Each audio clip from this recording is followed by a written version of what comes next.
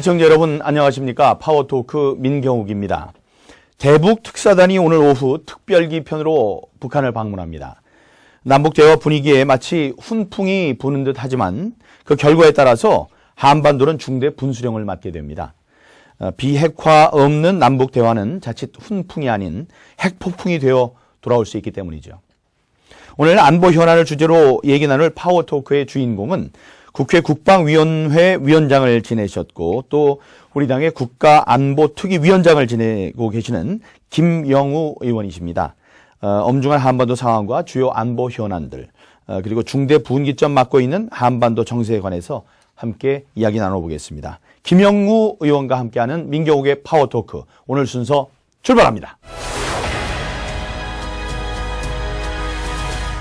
어서 오십시오, 위원장님. 예, 김영우 의원님은 뭐 소장파 젊은 정치인이라는 수식어가 익숙하지만은 벌써 3선 의원이시죠. 방송 시작되기 전에 우리가 말씀드렸습니다만 10년 전에 와서 그때 초선으로 제가 모시고 100분 동안 길게 방송을 했던 기억도 바로 어제 같은데 그게 벌써 10년이 됐습니다. 네. 기자 출신이시고 당 대변인, 수석 대변인 두루 지내셨고요. 앞서 소개해드렸듯이 국회 국방위원장 지내셨습니다. 18, 19, 20대 국회에서 외통위와 국방위에 몸담아온 대표적인 외교 안보통으로 통합니다. 자, 오늘 오후 대북 특사단이 특별기로 방북을 합니다. 그야말로 기대와 우려가 교차되는데 외교 안보 전문가이신 김 의원님은 이 사태를 어떻게 보시는지요? 저는 기대하기가 좀 어렵다.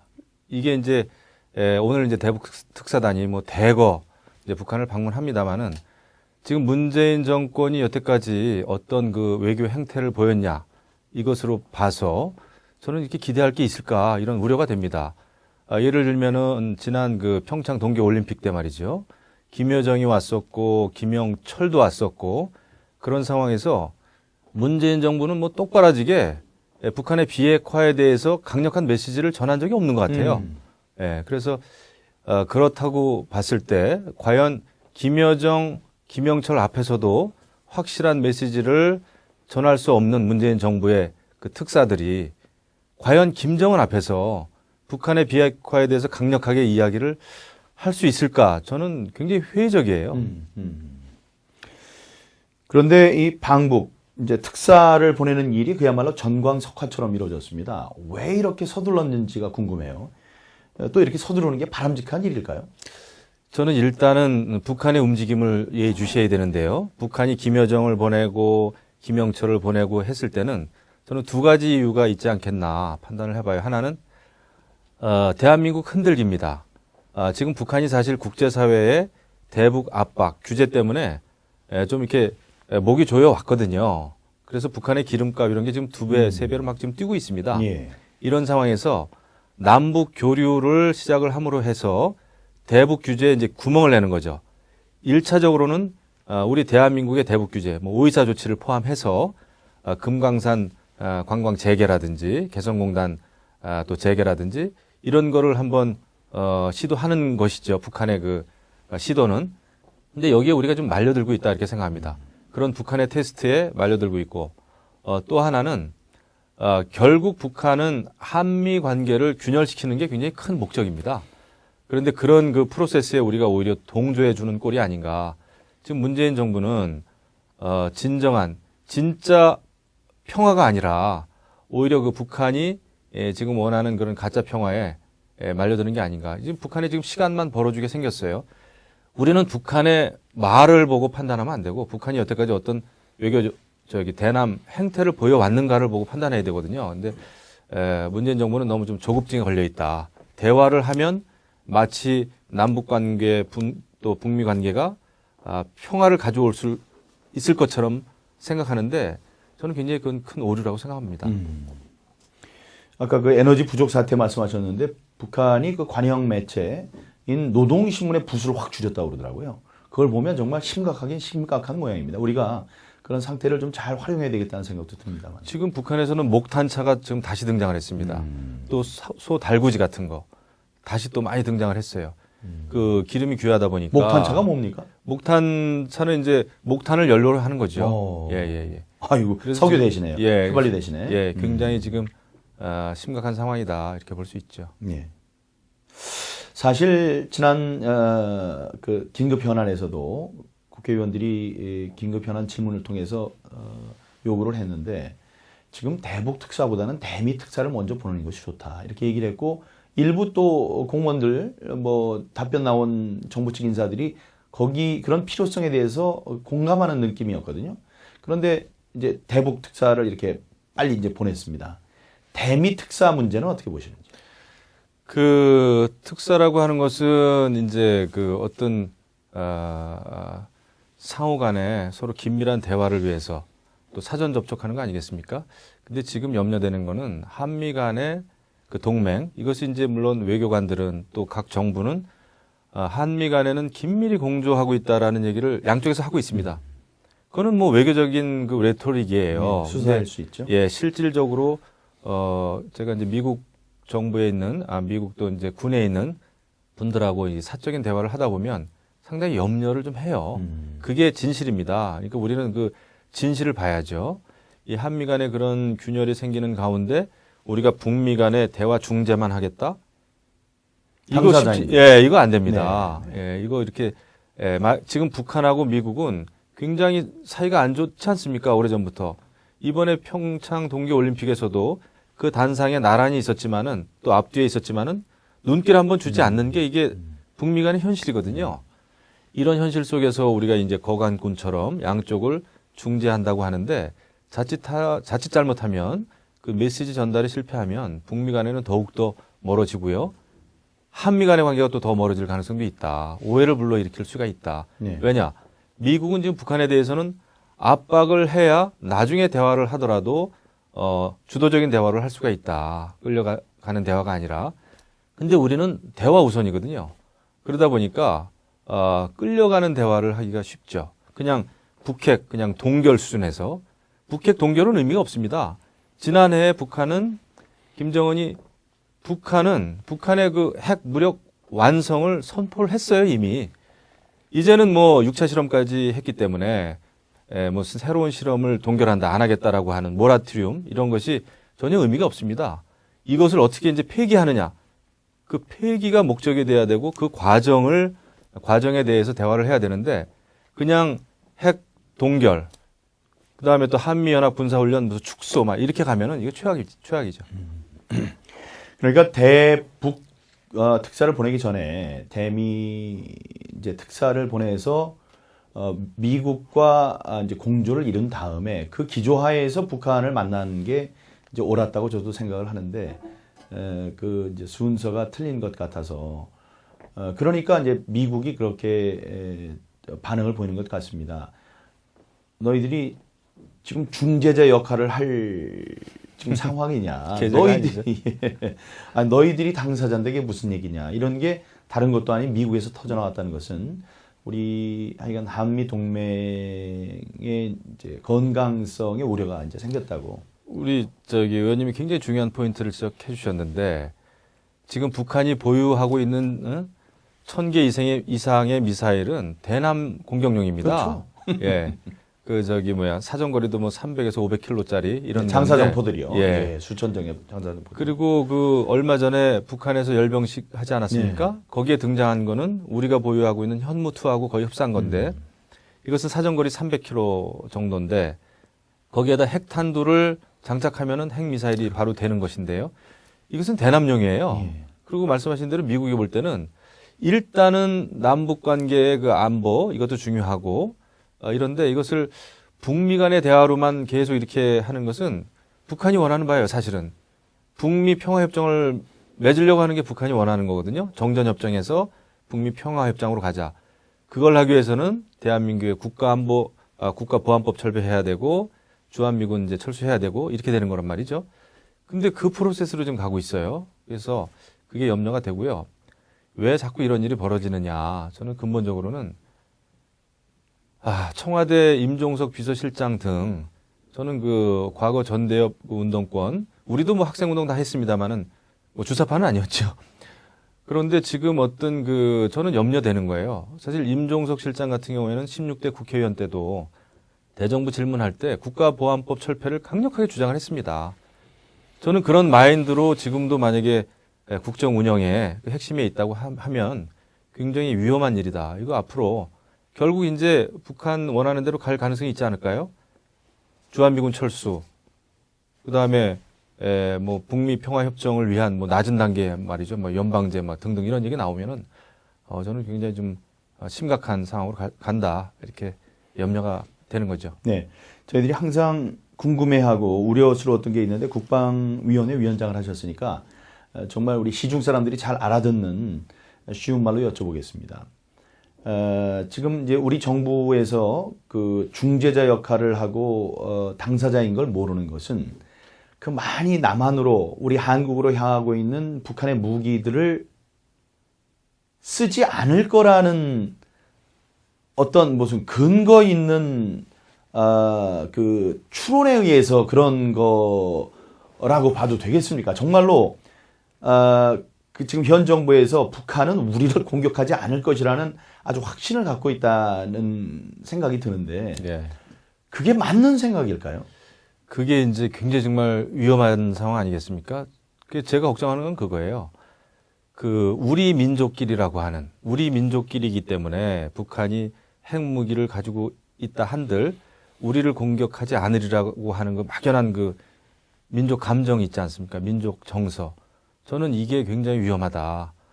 사실을 요즘 이제 2030 세대 이렇게 보면 우리 젊은이들은 사실 민족이라고 하는 것보다는 대한민국이라고 하는 그 국가주의, 어떤 그 국가 위주의 그런 생각을 많이 합니다. 그게 사실은 옳은 거죠. 그게 사회를, 국제사회를 바라보는 냉철한 그 의식이죠. 합리적이고요. 근데 우리 민족끼리이기 때문에 북한의 핵무기는 우리를 겨냥하지 않을 것이다. 천만의 말씀이죠. 6.25 전쟁 나지 않았습니까? 북한이 남침하지 않았어요. 그리고 아직까지도 북한의 그 대남 정책은 적화 통일입니다. 그렇죠. 네, 적화 통일에 그거를 포기해 본 적이 없어요. 적화 통일 포기해 본 적 없고 또 하나는 북한이 핵 국가가 되겠다고 하는 그 목적을 한 번도 포기해 본 적이 없죠. 이게 현실인데 마치 우리 문재인 정권은 북한은 우리를 겨냥하지 않은 그래서 단순히 미국과 북한 간의 문제로 그런 프레임으로 지금 몰아가는 거는 현실을 몰라도 너무 모른다. 현실 분석에 실패하는데 어떻게 현실 문제를 해결할 대책이 나오겠어요. 그러니까 근본적인 원인은 거기에 있다고 봅니다. 예. 당초 대북특사 여러 사람 이름이 물망에 오르다가 정의용 안보실장과 서훈 국정원장을 비롯한 5분이 이제 가고 또 5명의 실무자들이 가게 됐습니다. 장관급 인사 2명이 공동 특사로 가는 것은 좀 이례적인데 일단 적합한 인물이라고 보시는지요? 저는 이번에 뭐 거의 사절단 비슷하게 가는 것 같은데요. 말은 이제 뭐 정의원 실장은 뭐 대미 라인이고 뭐 서훈 그 국정원장은 이제 정보 라인인데 저는 잘못됐다고 봅니다. 뭐 정의용 실장이 대미 라인이라고 보기에도 조금 부족함이 있고요. 더군다나 대북 문제라든지 여러 가지를 현 상황을 잘 분석해야 되고 대북 정책을 또 짜야 되고 이런 정보 수장 서훈 국정원장이 직접 가가지고 김정은 앞에 앉아서 회동을 한들 저는 그 걱정이라고 봅니다. 이게 자칫 잘못하면은요. 지난번에 김영철 왔을 때도 워커힐에서 2박 3일 있을 때도 뭐 서훈 국정원장 다 만나고 가지 않았습니까? 지금 북한은 아주 짧은 시간에 대한민국이라고 하는 그 대한민국 또 대한민국 사회를 점검을 하기에 너무나 좋은 기회를 우리가 지금 주고 있어요. 모든 정보 또 대한민국의 동향 이런 거를 우리의 이런 그 정보 수장들이 직접 만나가지고 말을 해주고 말이죠. 저는 이거 굉장히 위험한 일이다. 오히려 서훈 국정원장은 북한이 어떻게 나오느냐에 따른 여러 가지 정황과 정보를 가지고 분석을 하고 대책을 세워야 될 사람이에요. 협상이나 회동의 당사자가 되면은 앞으로 그 운신의 폭이 좁아지는 겁니다. 네, 그래서 저는 굉장히 이거 라인업이 잘못됐다 생각합니다. 저 워싱턴 특파원 가 있을 때 이제 거기 이 정무 이제 공사들 이제 얘기를 들어봤을 때 북한이 이 대미 협상을 벌일 때의 상황을 얘기해 준 게 있습니다. 그러니까 어떻게 하냐면은 거기에 나온 사람들은 사실은 실권이 없다는 겁니다. 나와서 이야기하는 걸 듣고 그 뒤에서 그 자신들의 전통문호를 통해서 무슨 이야기가 나왔으니 어떻게 하라 해서 이쪽 반응이 나오면은 북한에 보내고 그럼 밤 새워서 그 사람들이 그렇죠. 전략 회의를 한 다음에 거기에서 지침을 주면 이 사람들은 가서 이야기를 하고 오는 것뿐이다. 그래서 그 벼랑 끝 정술이나 협상을 하다 보면 북한 사람들이 참 무섭다는 걸 느끼게 된다. 네. 논리적인 잘못된 거 이런 거 파고 들어오고 벼랑 끝 전술이 통하게 만들고 이러는 게 다 그런 치열한 협상 전략, 협상 전술에 기인한 거다 그러는데 말씀하셨다시피 너무 순진하게 지금 가서 두 분이 이제 하려고 하는 것이 아닌가 뭐 이런 생각이. 그렇죠. 왜냐하면은 협상을 해도 설사 이것이 약간 나중에 오해의 소지나 혹시 잘못된 점이 있더라도 협상 당사자가 진짜 실권이 있는 사람이 가면은 그게 위험한 거예요. 변명을 할 수가 없지 않습니까? 예, 나중에 그건 사실은 그런 뜻이 아니었다라고 우리가 변명을 할 수도 있고 이래야 되는데 이거는 뭐 정보수장이 직접 가가지고 이야기한 거니까 우리가 어떻게 부인할 길도 없고 말이죠. 이게 협상의 기본이 좀 안 돼 있다 생각합니다. 예. 그 대북 특사를 보내면서 확인을 하면서 문 대통령이 아무 말도 하질 않았습니다. 그게 좀 아쉽습니다. 그래서 우리들 입장에서는 이번 북한에 가서 대화를 하는 것은 한반도 비핵화를 우리가 요구하기 위한 것이다. 뭐 이런 말이라도 좀 발표를 했어야 하는 게 아닐까요? 지금 이제 평창 동계올림픽부터 지금까지 이제 남북 뭐 회동이라고 보기에는 좀 그렇습니다만 접촉이 계속 있어 왔는데 아무런 그 대국민 메시지가 없어요. 그러니까 비핵화를 주장을 했든지 아니면은 그걸 뭐 못했다든지 일단은 남북 접촉 자체가 중요하니까 이것은 앞으로 차차 뭐 하겠다든지 뭐 이런저런 설명이 없습니다. 그래서 시간은 계속 지금 가고 있고요. 그러니까 국민들은 불안한 거죠. 왜냐하면 그렇지 않습니까? 아까 말씀드렸습니다마는 이러다가 이거 그냥 그 사회주의로 가는 거 아니야? 네. 이런 거 국민들의 우려가 지금 있단 말이죠. 그러면 이런 거를 불식시키는 거는 결국 대통령이 나서줘야 됩니다. 지금은 대북 규제의 시기이나 남북 대화가 이러저러해서 최소한의 그것이 좀 필요하다라고 하는 이게 없이 그냥 일사천리로 가니까 남남 갈등만 지금 계속 일어나고 있어요. 그리고 이거 정치권의 이제 화살이 이제 돌아오죠. 우리 뭐 자유한국당 우리 의원님들 뭐 우리 다 그냥 그 통일대회 가서 김영철 그 방남 반대하고 그러지 않았습니까? 이런 일이 이제 계속 앞으로 또 더 있을 가능성이 있는 거죠. 저는 남북 대화나 북미 대화가 일어날 가능성이 크다고 봅니다. 굉장히 조만간. 그럼에도 불구하고 제대로 된 진짜 평화를 위한 남북 대화, 북미 대화가 되려면 국민적인 동의가 굉장히 중요한데 그런 거 국민적인 동의나 합의를 이끌어내는 거는 결국은 대통령의 의무라고 봅니다. 책무라고 봐요. 국민의 동의를 받지 않는 남북 대화 성공하기 힘들죠. 계속 남남 갈등만 생기겠죠. 그런 점에서 봤을 때는 굉장히 좀 아쉽습니다. 그 문재인 대통령의 친서는 있을 텐데 뭐 친서의 내용을 우리들이 뭐 알아볼 수 있는 방법은 없겠죠. 나중이라도 공개가 될까요? 그런 건 공개되질 않죠. 그런 외교 문서는 잘 공개를 안 하죠. 원래 해도 이제 몇십 년 후에 하는 게 그게 이제 저건데 뭐 그 미사 여구가 있겠죠. 한반도 평화를 위해서 남북 대화 필요하고 북미 대화 필요하고 그 정도가 아닐까 싶습니다. 그 안에 북한의 핵폐기가 한반도 평화의 첫걸음이다 내지 이런 정도가 들어가주면 참 좋은데 그러게 말입니다. 그런 게 뭐 들어갈 수 있을까요? 전 뭐 그렇게 하지 않았다고 봐요. 네. 오늘 내일 이틀은 이제 대북 특사 이제 소식이 큰 뉴스로 계속 이제 회자가 될 텐데 이제 돌아오면은 이제 어떤 보따리를 가져오느냐 이제 그게 중요할 것 같은데 어떻게 예상을 하십니까? 우리가 귀 기울여 듣고 반가울 소식이 포함될 수 있을 거라고 보십니까?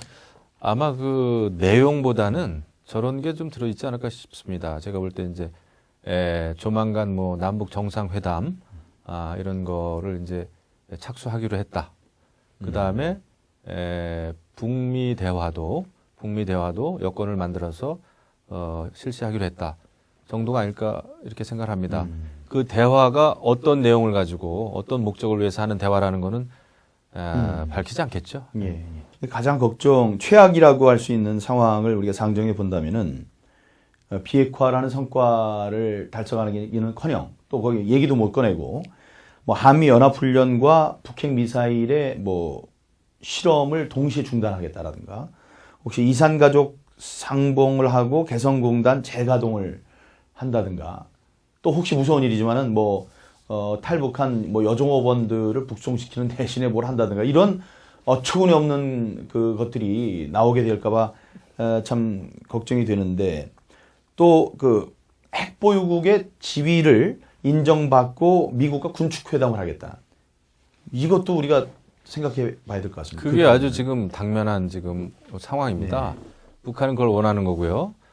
우리가 이제 북미 간의 대화 물꼬만 트면 될 것 같지만 북한이 원하는 대로 그렇게 간다면은 뭐 안 하니만 못한데 지금 또 제가 염려하는 가장 최악의 시나리오는 그겁니다. 북한은 지금 한미 간의 균열을 지금 이제 조장하려고 하는데 뭐 김여정도 보내고 김영철도 보내면서 한미 간에 만약에 균열이 좀 생기면 가장 위험한 건 북한입니다. 왜냐하면은 한미 간의 이제 동맹이 아주 그 밀접하고 끈끈할 때는 미국이 북한을 공격하는 데 있어서 한국 정부의 한국 국민들을 국민들의 뜻을 우회해서 갈 수는 없어요. 코리아 패싱이 불가능합니다. 그런데 한미 간에 균열이 생기면 미국은 아니 북한이 미국민을 그 공격하는 ICBM도 개발하고 하는데 우리가 북한을 공격하겠단 말이죠. 그렇게 해도 우리가 할 말이 없어요. 한미 간에 균열이 생겼는데 이미. 그래서 북한도 조심해야 됩니다. 자기들이 한미 간의 균열, 한미 동맹을 느슨하게 만들면 유리할 것 같지만 그게 오히려 자기들을 굉장히 군사적인, 물리적인 공격을 받을 가능성이 커지죠. 맞습니다. 예. 그랬을 때 또 우리는 안전하냐? 절대 아니죠. 그러면은 공격을 어디에다 하겠어요? 대남 공격이죠. 그 시나리오가 굉장히 위험한 건데 이걸 잘 봐야 되죠. 그래서 국제 공조를 할 때는 같이 해야 되고 특히 한미 동맹이라고 하는 그런 어떤 단단한 국가 안보를 위한 그 핵심 축을 흔들면서 하면 안 되겠죠. 그래서 한미 동맹은 굉장히 중요한 열쇠입니다. 만약에 이제 미국이 북한을 공격하게 되면은 한국에는 이제 알려주게 돼 있다. 이거는 이제 얘기를 하더라고요. 제가 질문을 했을 때도 국방장관이 그렇게 답을 한 것 같은데 그거는 이제 좋을 때고 좋을 때 얘기죠. 예, 신뢰가 있을 때 얘기죠. 그럼요. 예. 근데 이런 얘기까지 해도 되는지 모르겠습니다만은 만약에 내가 내일 북한을 친다 그러는데 한국에서 북한에게 알려줄 수도 있다라는 그런 생각을 하게 되면 알려줄 수가 없지 않습니까? 그럼요. 예. 미리 통보를 하지 않을 거다. 그렇게 되면 우리가 최소한의 우리를 보호하고 그럴 수 있는 시간적인 여러 가지 여건을 우리가 갖지 못하는 상황이 올 수 있다. 이게 이제 가장 무서운 것 같습니다. 이제 마칠 시간이 거의 다 됐는데요. 지금 북한에서 핵을 갖고 있는데 이거를 좀 그만해라. 라고 우리가 하는 데는 한계가 있습니다. 우리가 우리를 지키기 위해서는 이 핵 문제는 어떻게 대응을 해야 한다고 보시는지 혹시 전술 핵무기에 대해서는 어떤 생각을 갖고 계십니까? 좀 이제 복잡한 얘기인데요. 전술핵도 한미 동맹이 아주 긴밀하지 않으면 불가능하다. 왜냐하면 일단 대한민국 정부를 믿어야 되는 거고, 그 다음에 자칫 남남 갈등이 일어날 소지가 있기 때문에 왜냐하면 전술핵을 어디에 배치하느냐에 따라서 얼마 전에 사드 배치도 온 나라가 그냥 흔들렸는데요. 그렇기 때문에 한미 동맹이 우선이다. 대한민국 정부를 미국이 믿을 수 있어야 된다. 또 남남 갈등이 일어나지 않아야 된다. 그리고 대한민국 정부가 결정적으로 이제 그거에 대해서 생각을 해야 되는데 지금 상황으로 봐서는 거의 불가능이죠. 지금 일단 여당 또 지금 이제 정부가 이제 반대하다 보니까 그리고 지금 정도의 한미 동맹 가지고 될까? 그런 면에서는 조금 아쉬움이 좀 있어요. 그렇다면 일단은 차선책으로 그래도 억지력을 키우려면 우리가 삼축체계 이런 거 얘기합니다만은 지금 병장들 월급 올려주는 것도 필요하지만 그거보다 더 급한 거는 우리가 북한의 공격에 대해서 확실하게 방어할 수 있는 방어망, 그 다음에 킬체인에 들어가는 여러 가지 공격 무기 이런 거를 증강시키는 게 더 급하죠. 더 급합니다. 지금 병장들 지금 이제 국방비 많이 올렸다고 합니다만은 이 정도 가지고는 턱도 없고요. 중요한 것은 우리가 북한의 핵무기에 그래도 대응할 수 있는 재래식 무기라 할지라도 그거를 최대치를 이제 높여야 되는 거죠. 공격력을. 그런 게 좀 있습니다. 감사합니다. 오늘 민경욱의 파워토크 마칠 시간이 됐습니다. 그 한반도는 그야말로 엄중한 상황입니다. 대북 특사단 성과를 기대하면서 비핵화 없는 남북 대화는 한미 동맹의 신뢰를 잃고 한반도를 다시금 북핵의 경랑에 휩싸이게 하는 재앙이 될 수도 있다는 점을 명심하시기 바랍니다. 오늘 귀한 시간 내주신 김영우 의원님 감사합니다. 감사합니다. 저는 다음 주에 다시 찾아뵙겠습니다. 시청자 여러분 안녕히 계십시오.